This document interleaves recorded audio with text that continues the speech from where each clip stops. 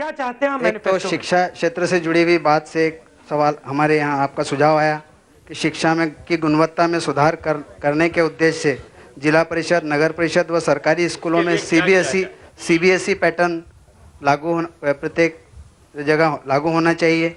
दूसरा, एल्डर्स हमारे जो भाई हैं उनमें वृद्धावस्था पेंशन योजना के अंतर्गत लाभार्थी की आयु सीमा 65 के बदले 60 होनी चाहिए। धान उत्पादक किसानों के खेतों में बांधी बनाने आदि निर्माण कार्य नरेगा योजना अंतर्गत होना चाहिए। खेती पर आधारित पूरक उद्योगों के लिए ऋण की उपलब्धता सुनिश्चित होनी चाहिए और इस ऋण आवंटन प्रक्रिया को आसान बनाना चाहिए। दूसरा सर, अंत में मैं माइनॉरिटी के 2 इशू हैं जो काफ़ी आप महाराष्ट्र स्तर पर नहीं केंद्र स्तर पर इसका लागू कर सकते हैं।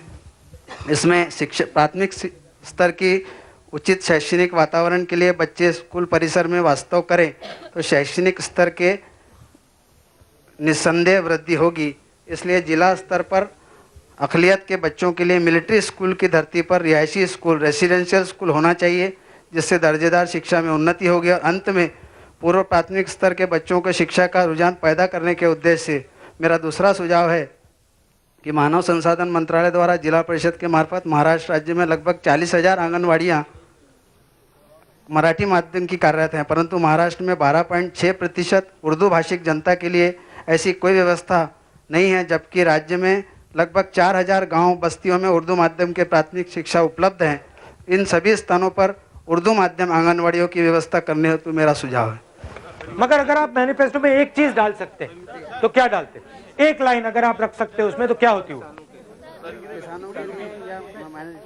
जो भी आपको लगे। क्या local body devolution of power के लिए?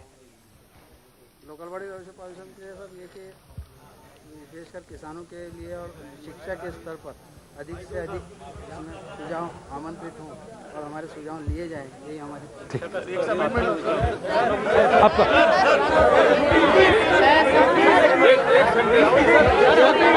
एक एक करके आएंगे भैया, सबके पास आएंगे भैया, हो जाएगा। सर, पेयजल की हमारे राजस्थान के अंदर बहुत भारी किल्लत है पेयजल की।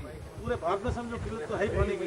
नरेगा योजना के अंदर जो अपना चल रहा है इसकी, उसके अंदर पेयजल योजना को ले लिया जाए और पक्के कार्य तो लोगों को रोजगार मिलेगा। और पीने के पानी की जो पश्चिमी राजस्थान है जहाँ खून सस्ता है और पानी महंगा है, इसलिए नरेगा योजना के अंदर ये पानी लिया जाए। बाकी राजीव गांधी सेवा केंद्र पूरे ऑल ओवर इंडिया में, जैसे राजस्थान के अंदर 9,600 पंचायतों में राजीव गांधी भवन बन गए हैं। हाँ, राजीव गांधी भवन बन गए हैं, मगर पूरे हिंदुस्तान के अंदर ऐसे भवन बन जाए और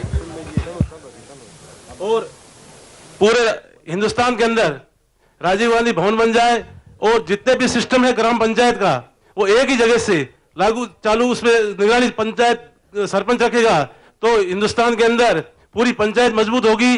पूरे जो जितने भी डिपार्टमेंट है राजीव गांधी भवन के अधीन होंगे और उसका सरपंच अध्यक्ष होगा।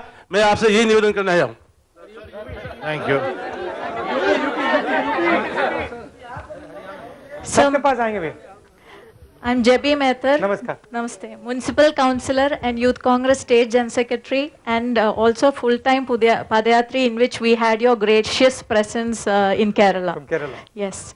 So my two suggestions is in terms of development linking with local self-government is that we have to have the concept of sustainable development into our Indian National Congress manifesto.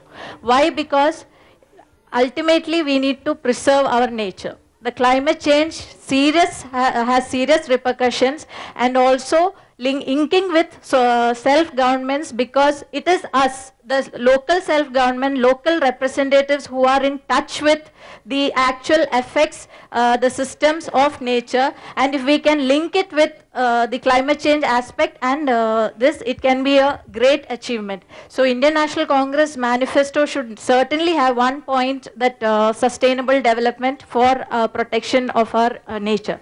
Secondly, and in terms of communication, so you just mentioned that one single step has changed the course of India. India's history was rewritten by Rajiv Ji's technological revolution, and now time has come when we have to we are privileged ones, we have the facilities of internet knowledge, because time has changed from roti, kapda, makan.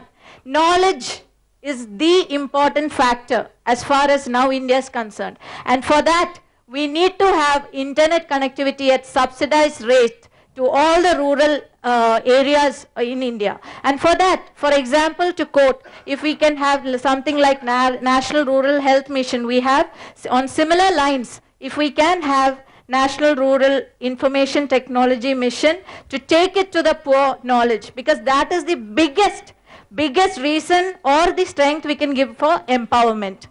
And Rahulji, we would like to say that Indian National Congress is saying your voice is our pledge to the people.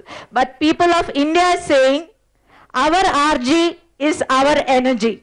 And nothing can stop you. No one can stop you. We are with you. India is with you. And हम सब आपके साथ हैं. भारत आपके साथ है. जय राहुल जी. जय Hind. Thank you. Shahu ji. Sir, मैं एक बात बोल रहा हूँ, ये बीपीएल के बारे में थोड़ा ध्यान रखना चाहिए, जो कि गरीब लोगों को नहीं मिलके आज रिच फेलो सब 4 कार लेकर बैठे हैं, उसके बारे में कुछ करके से 2007 से जो अमेंडमेंट था उसको चेंज करके फिर करके नया पीपल को देना चाहिए। इसके बारे में बीपीएल के बारे में एक रखना चाहिए। Thank you, thank you. अभी इधर चलते हैं। सर, भारत देश में लोकतांत्रिक मूल्यों की स्थापना करने वाली सबसे उच्च सभा ग्राम सभा।